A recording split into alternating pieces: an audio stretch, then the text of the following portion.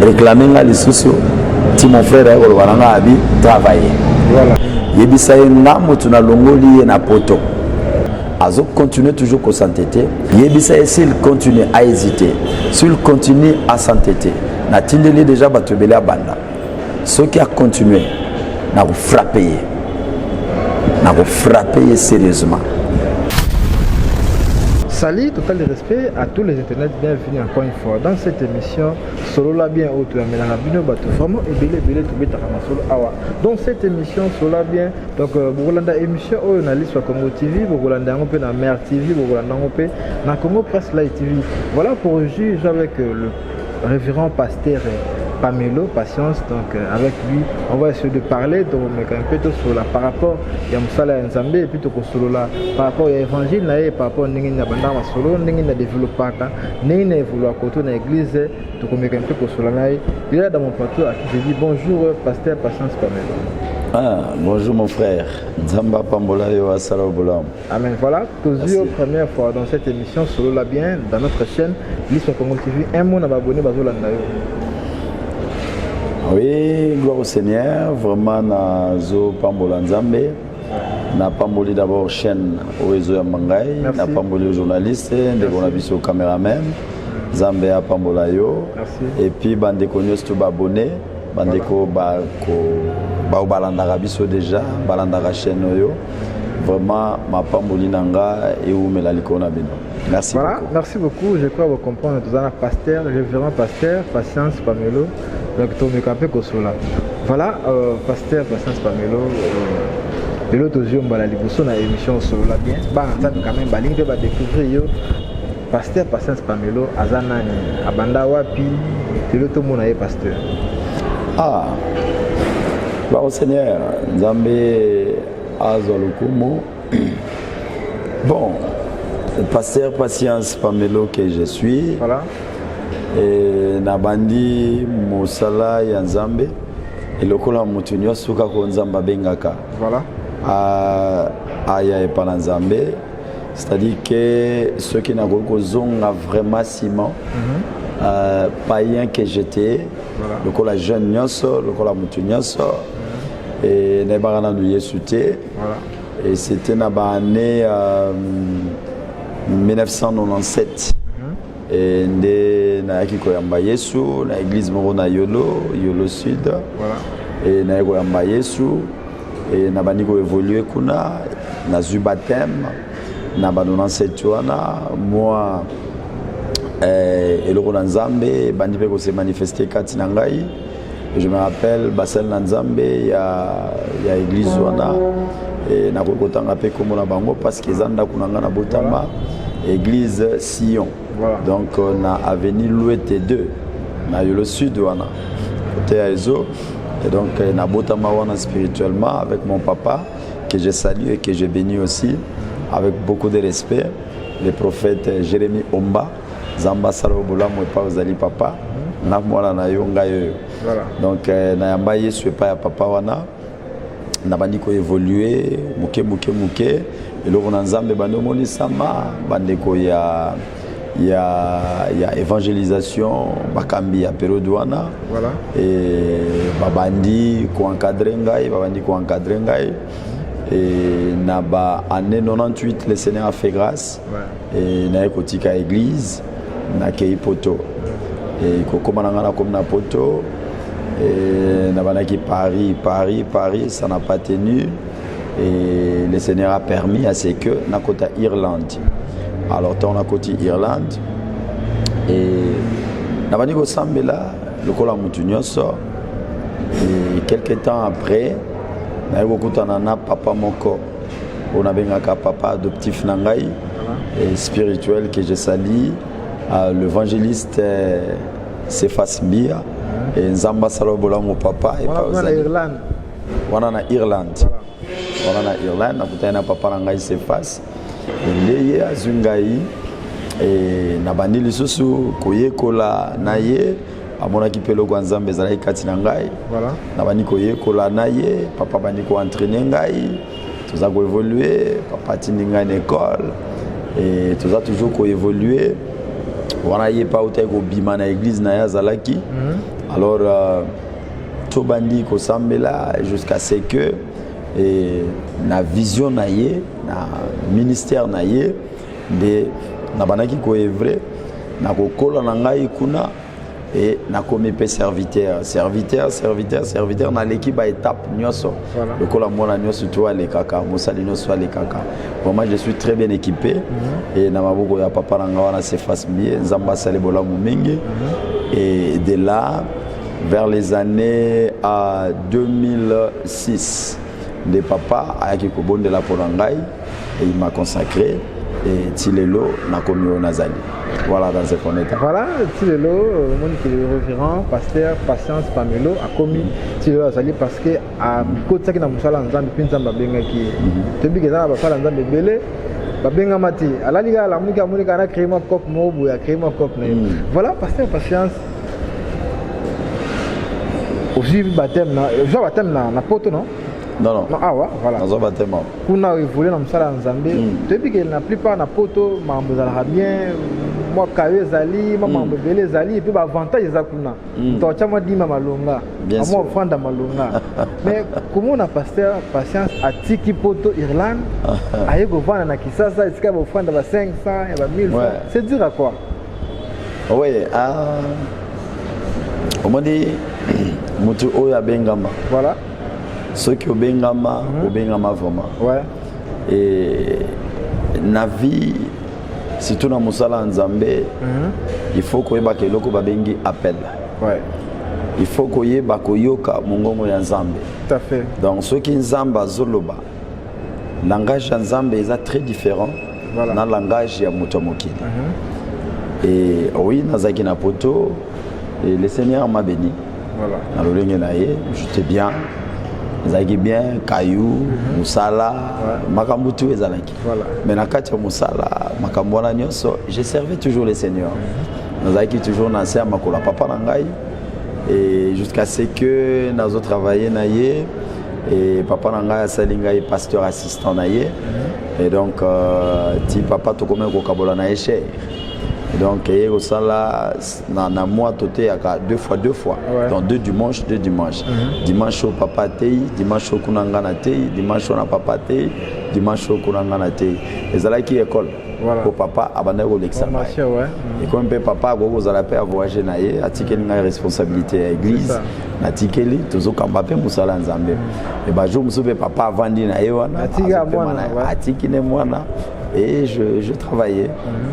Papa bana ko apprécier ça dit façon na ye ya ko éduquer ngai ya ko équiper ngai et vraiment j'étais très bien formé et na travaillé na papa depuis 2005 nazaki na papa et papa ko changa maboko na 2006 et nazo travaillé toujours na se ya vision na ye na mission na ye na ministère na ye na travaillé ti tu ko comme en 2012 et c'est par là que naki koloka mongongo Nzambe nakoloka mongongo Nzambe Nzambe koloba na ngai mon fils mon serviteur tu dois retourner en Afrique et de là où je t'ai ramassé ça y non tu connais la que on va dans Mali la poto ozonga siko en Afrique ya moto ce n'était pas facile voilà nanzoto boye c'était pas facile mais yango na lobi soko yoki mongongo Nzambe oyebi mongongo Nzambe okotosa soko banga Nzambe okotosa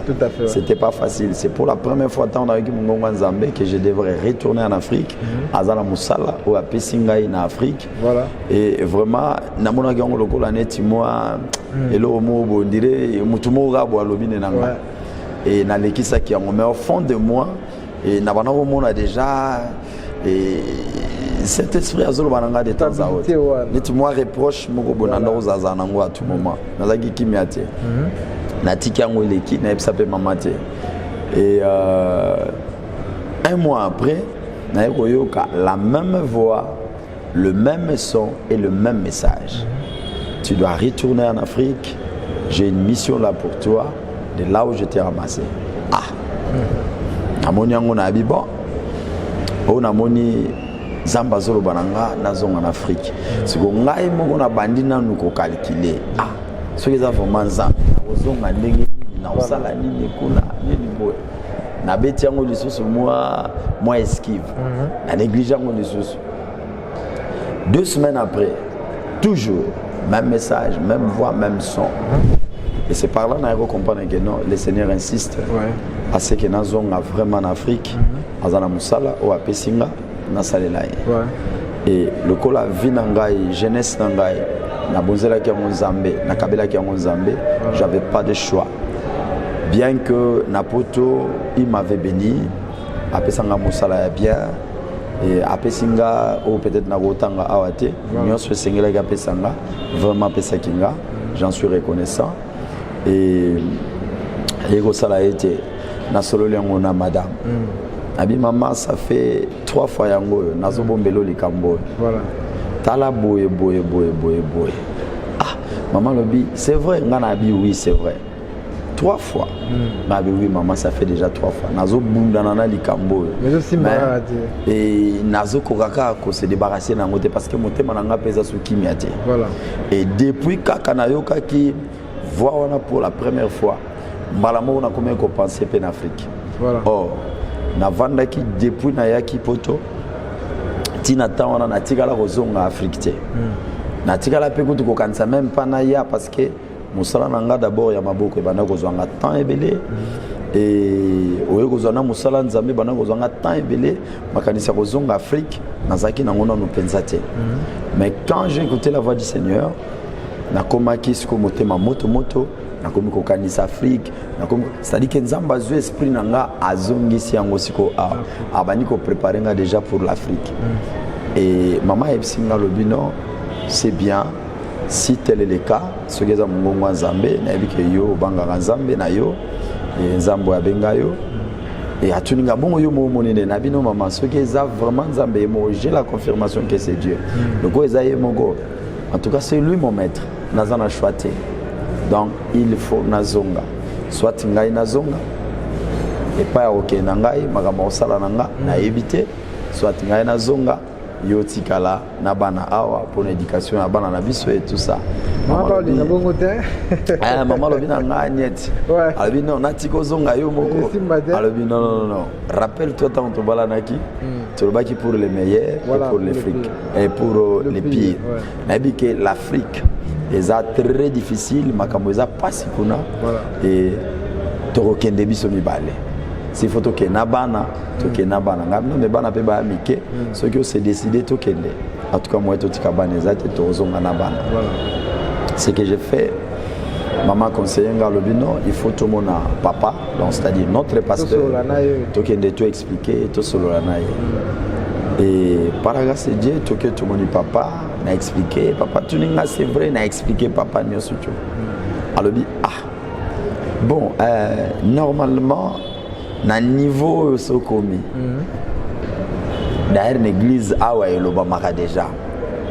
Oza capable ya osala musala ya kokamba ya osala nyonso lopona ngai si okoka. Mais natalaka ngapena yo ka mungu nzambe po ayebisa ngana libéré yo yo po kendo sala nzambe.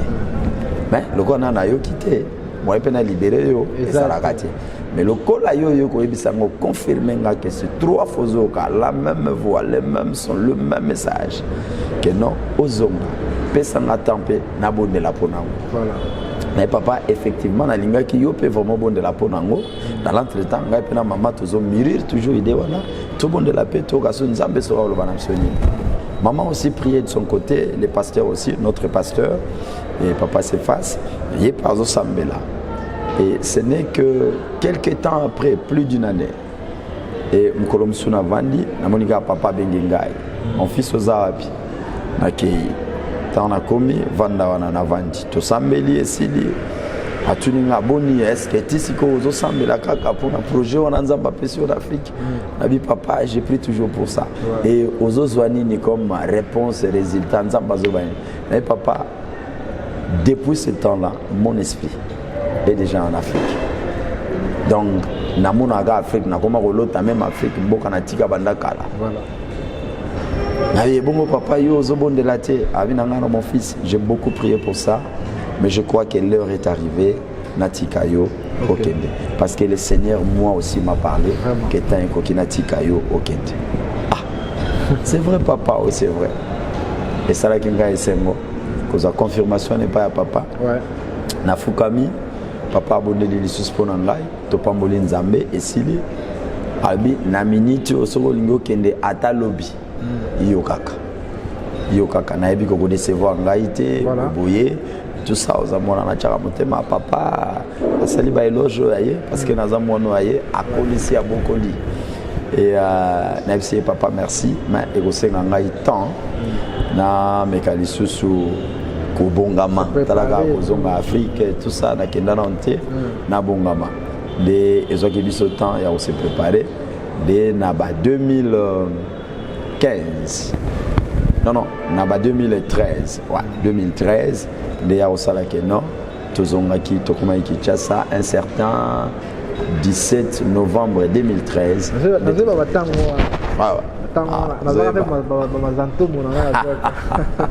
Gloire à Dieu.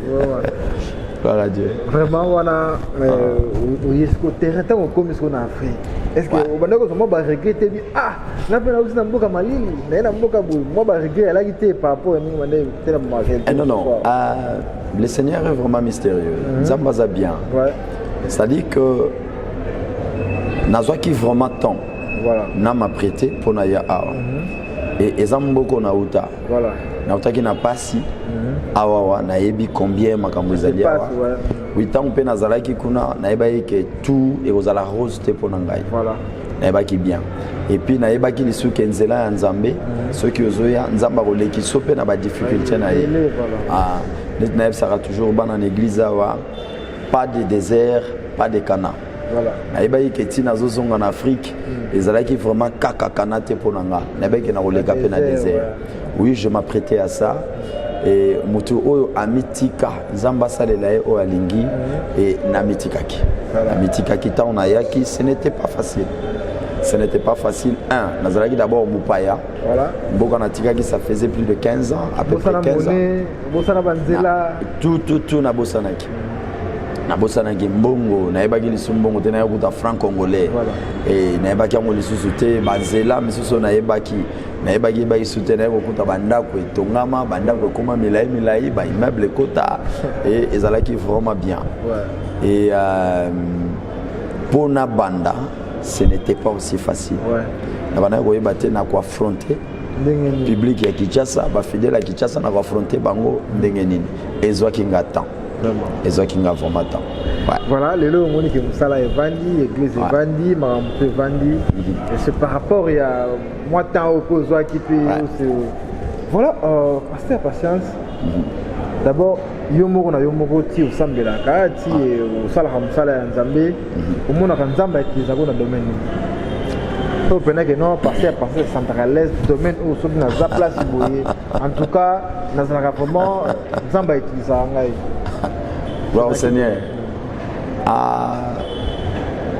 Ezalaka pasi. Pour mon amour, tu y es mon quoi, Milobela. Voilà.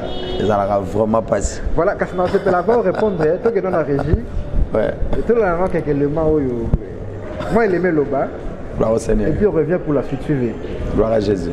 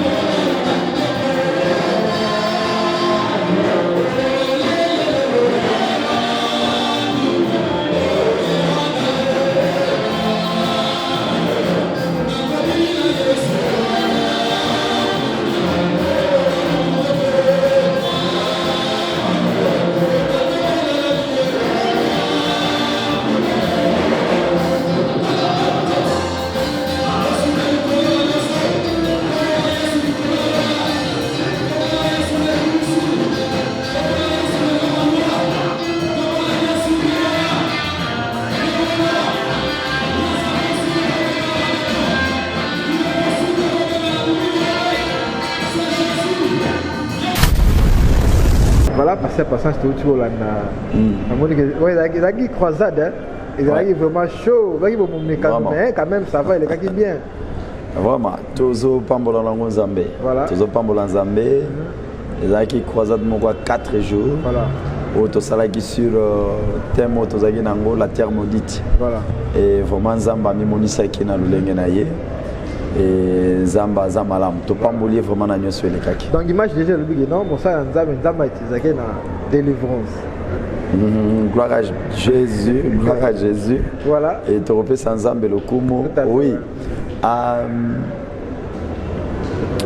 Nakoloba omoni Nzambe tango abengaka biso tango apesi yo mission apesi yo na vision voilà et arozala aropesa yo pe charisme aropesa yo eloko moko oyo yo ozala nango po sala musala na ye et akoki kobenga yo tango musu na domaine moko songolo Bamsou ezali Nzamba benga bango particulièrement quand on a délivrance. Musu Nzamba benga particulièrement dans la prophétie. Musu Nzamba benga na nzela liloba. Voilà. Et moi je sais que tant on a kutana genaye et la seule chose où a pensé c'était juste sa parole. A fait ça nga liloba. Abi na zu liloba nga na tchekati na yo. Voilà. Et na nzela liloba oyo je veux me manifester moi-même. Ça c'est Jésus qui me parlait. Abina liloba oyo na comme manifester ngai moko et le kola simple instrument ce qui na zu a pesinga na ye na lobby et o esala mangawana ka ye mo mtasalango sous l'impulsion du Saint-Esprit. Voilà. Voilà, merci. Là, je dis un grand merci à mon grand frère propre. Oui, t'es bien, oui, t'es humanitaire, papa. Santa fait de l'homme, de grande sœur propre. Joséphine et Ming, maman, la théânion, sur la prédication, tout. On a même la prière, la délivrance. Donc, tu dois vraiment enchaîner. La prière, ma casse, la émission, ma casse, pour que les gens aient la bénédiction, la maladie, la problème, la solution. Donc, là, il y a la prière. Voilà, passer patience. Côté dans le salon, bandi service. Mais non, c'était comment? Parce que quand on a déjà vu sur le comment tout le monde a pas assimilé baza bateau basambe là. N'engeze là, biso en Afrique, comme on est que nous assemble là ya solo. Une fois dans la pantalon et basuka, à la soulier tengama, ne ba mona que non nous allons assemble là. C'était comment? Outi na bemo boy na poto kuna oliaka ba moge sala kana obeta kayo zo ka salaire bien ba futa ka bana donc mboka ya facilité ce que yeko banda ministère na yo na ta Afrique c'était comment au bain du ministère tant au bandi yango c'était comment? Oui, gloire au Seigneur. Tout début a toujours été difficile. Surtout que comme on a ngai kouta mboka libanda kola mupaya oye mentalité peut changer mentalité makambutu échanger na ina mentalité o ngai batu pe na ye na okuta bango na mentalité ya biso tozala nango cadrer bango siko. Oui, ce n'était pas facile au départ. Vraiment zalaki facilité nazo pambola mingi pe na pambola ka chaque jour mon ami d'enfance et mon ami d'école, le pasteur de grâce. Pasteur de grâce, et Nzamba Sala Bolamu, et Pauzali, na maman Sophie Zulu, Nzamba Salabino vraiment Bolamu Mingi. Et Tamunayaki, et j'ai rencontré cet ami-là, le Tangana Kenapoto, na continué à Moussala Nzambe, il est parti à voyager à Kenya Angola, il est pécuna na Katia Moussala Nzambe, Nzambe à Pambolier. Il n'est pas comme Moussali et Azongi en Kinshasa a banda déjà ko vrai à sala église naé et vanda na Massina Petro Congo na Ngabenge 71 église la Charité, l'église glorieuse la Charité et zawana. Alors tant on a yé les temps on a vandaki et j'étais là non non ebati na obana ndeni na roté ba fidèle nini na ofikizo uno nini na obanda ndeni nazalaki kande mwana alors ba nanangai ba nièce nangai ba sali le nécessaire alukeli nga numéro à pasteur de grâce et tant dans une numéro à pasteur de grâce na bengi et akamo kuta binanga mon frère ozalia ngana biwi nazala Kinshasa ça fait déjà un bon moment nazala na olekana ndako na pesi adresse et le lendemain aleki na ndako to sololi et tout ça Et ça, non, tu dois passer. Après, c'est une adresse église, tu l'équipes, tu visites Liboso, et avec occasion. Voilà. Tu as une occasion, non, les cas. Donc, pour naïe, ils allaient le col moins essayé. Voilà. La plupart, malheureusement, la plupart, il y a des conabis auto tarapoto. Voilà. Et n'engé batwa kichasa balobaka, moi je ne sais pas. N'engé batwa kichasa balobaka ba passer la poto, bazaka na bango nengona moi likolo. Bon ngabe bana considérer ngaka bon moi likolo parce que naza pasteur na outil poto.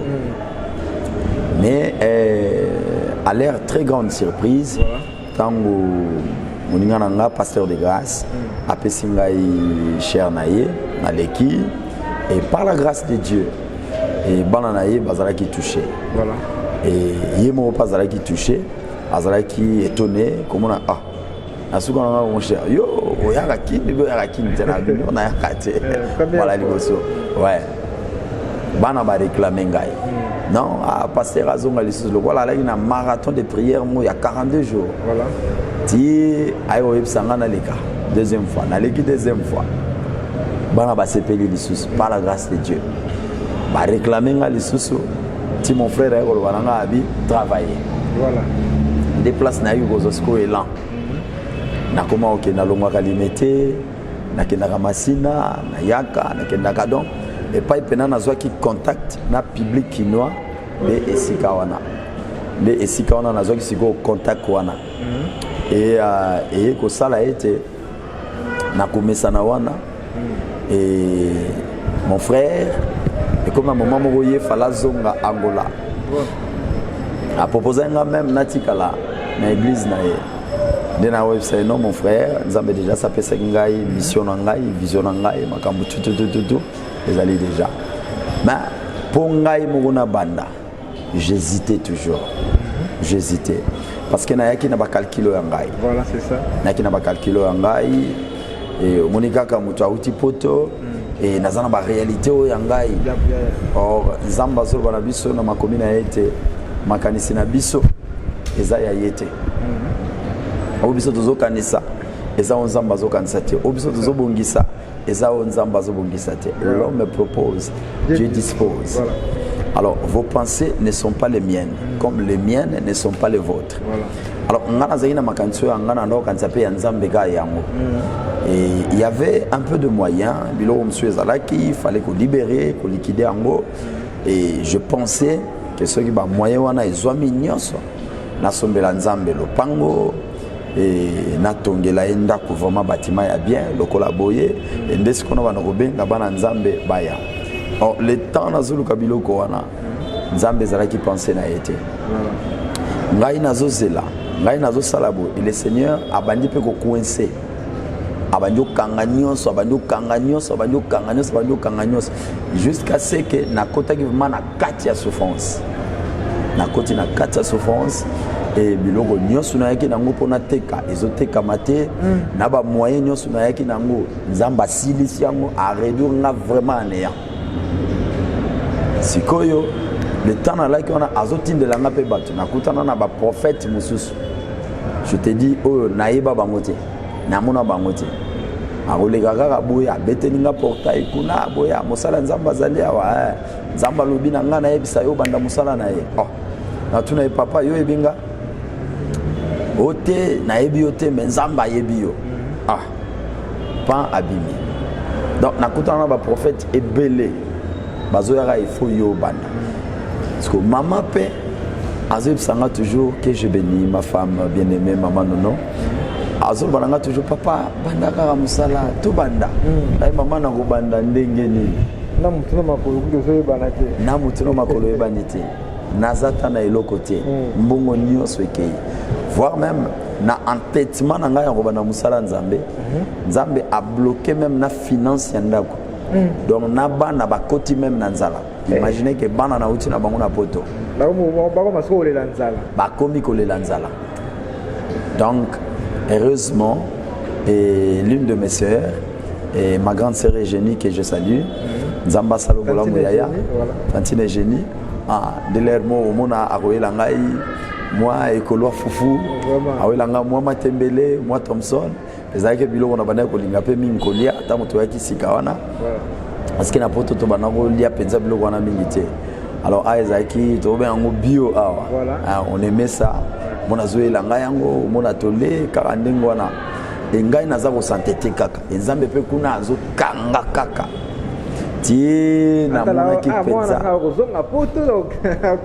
bon makanisi ya poto nazonga poto ezalaki te parce que mentalement spirituellement moralement j'étais déjà préparé mais ben que makambo wana na koya kokutana nango parce que je savais et kolanda ba histoire na Bible ya bana Israël ba promettre bango kana mais pour ba koma kana wana et ezalaki na banzelo nzamba alexaki bango Nzambe naiki ko comprendre par après et que ngai moko na misalaki Jonas ya liboto nanga makambo atindi na sala na lobi ate natika ngona no vanda na lukana na bongisa na yanga bona oya kolandela makambo Nzambe après mais Nzambe sikoyo posa na ezalaki wana te zomona Nzambe asepelaki lisusu lokola makanisi na ngezalaki kaka na bongisa nano na somba esika na embellir na sala yango lokola neti aboye salami sikoyo Nzambe alobi te makanisi ne wa poto oyo il faut na bloquer ngo nano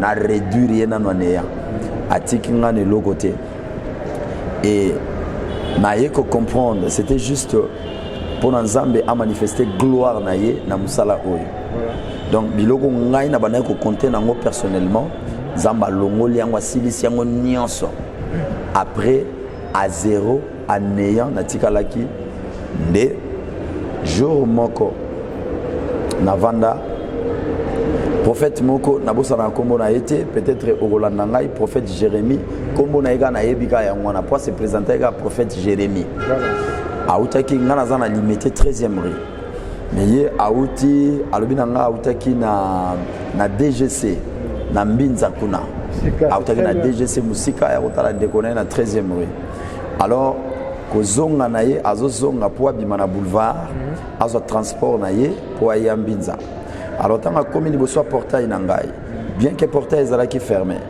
mais Nzambe ayebisi baluka tanga baluli missionné na portail na ngai ende amoni yango polele Nzambe ayebisi ekota kendo yebisa musali na ngaza kuna na kati yebisa ye ngamo tuna longoli ye na poto na memi awa po asala musala nanga azo continuer toujours ko s'entêter azo continuer toujours et aza ko hésiter toujours yebisa ye s'il continue à hésiter s'il continue à s'entêter na tindeli déjà batobeli abanda ceux qui a continué na ko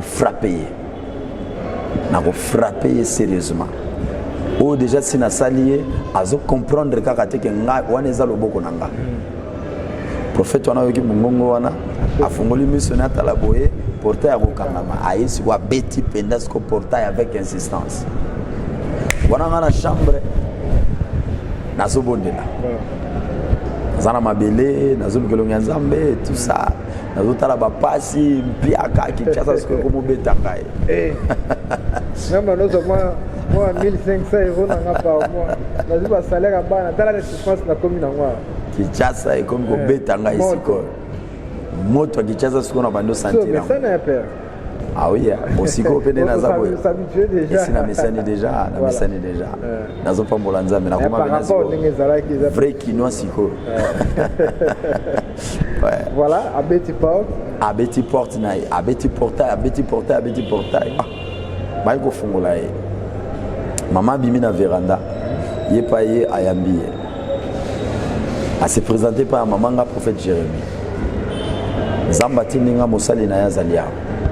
Aouti poto aye awa ça fait déjà un bon moment. Nzamba zolo banaye boye boye ne fait que s'entêter.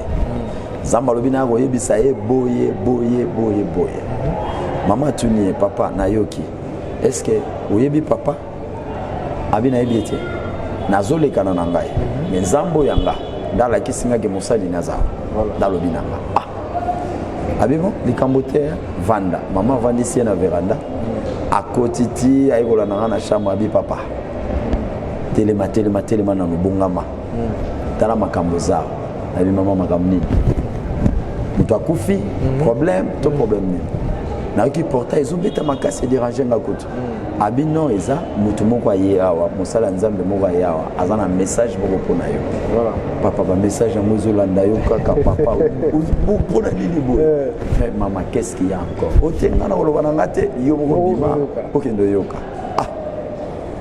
ndenge wana namibongisi tout ça nabimi naye na veranda shalom shalom mpa navandi tokobondela mutu na nzambe alobi no tobondela tobondeli tosilisi abandi avec insistance yo nga nabengisi yo nalongoli yo kuna na ye na yo awa mosala na nga ozotelemela oza kohésite boyeboye le prophète a commencé à parler natikali kaka na tie mutu na se j'ai compris que c'était Dieu lui-même qui me parlait au travers de cet homme, son serviteur. Natia Mutuna se, alobi sisi na avertissement wana. Kangwa sisi, na tu n'es pas yo vendu wapi. Navana kana mbinza na DGC boye. Oh, ba période on a pe mbinza DGC na ebaki ngopete. Ebaki ngopete. Ah bon? Ah, eza wapi? Oh non, na komi na ngalema tout ça ngabi. Ah. Ok, bongo oyebi ngai abino na ebiote nabi ngai pe na ebiote et tout ça nabi bon nzamba zo lokumu na nyonso en tout cas nayoki yebisa nzambe na yo wana oya lobeli yo oya koyebisa ngai nayoki na osala volonté na ye nayoki esili ndekwake na ye totikali na mama talaka basi nde bazalaka mama bandi pe koloba papa siko nzambe soka beti yo awa eza nini tala bapasi tokomi nango peut-être peka pozo telemela makambo nzambe tout ça boye na mama na telemeli makambo nzambe te azoloba nanga na banda na kobanda ndenge nini mbongo nyonso esili ngai biloko toaki nango toteka ezotekama te mon frère biloko wana eza na bato bakokoya bazwi ngai yango bakena yango na bamarché baexpose yango etekama te quel blocage zamba coincé mais c'était pour manifester sa gloire na encore comprendre biloko wana après et ezana journée na yemoko apesa ngai aloba journée oyo que j'étais na boy kotalisa ngo batu journée oyo il faut zalaka toujours na présence na ngai et opesa nga toujours rapport ya musala na pesi yo awa apesi nga musala awa mais apesi nga ba moyen te mais aza ko insister na banda ezaki journée wana ekoki nazaki na chambre na mabele zolela nazobondela wana prophète wana ochokende ça fait 2 jours Nasko nazolela nabi mena obanda je vais commencer comment na outi l'église à pasteur de grâce na moni ndenge église ezali ba instrument makambuto ndenge biso koputu ala nga elo côté na obanda ndenge ni na banda nazobondela comme vers 12h pa na yoki siko na lembi azunga siko en extase ala lisinga nde na moni esiko na chambre à bibi lève-toi, c'est fini la prière, prends courage. Le samedi, tu commences l'intercession, je suis avec toi, tu commences. Kotala te maboko na yo ezapamba, mengana ebina maboko no na chenyoso. Kotala maboko yo zomona na misu no bomotote, mengana che déjà nyoso, commence, je suis avec toi. Nasutukabo après 30 minutes après. Nasutukabo, ah Nathalie na na mabele. Balamo na lamuki, na telemi na koti maman na douche na me baigner esili na me doucher sili na bimi na ye parce que na ndako kotation na koti na tongo na journée na bimaka après 18h maman moninga vers 13h tindi batutwala na maman na ndako na bobengela nga maman ala ina sima kuna kota cuisine andako solana bandeko basala misala na ndako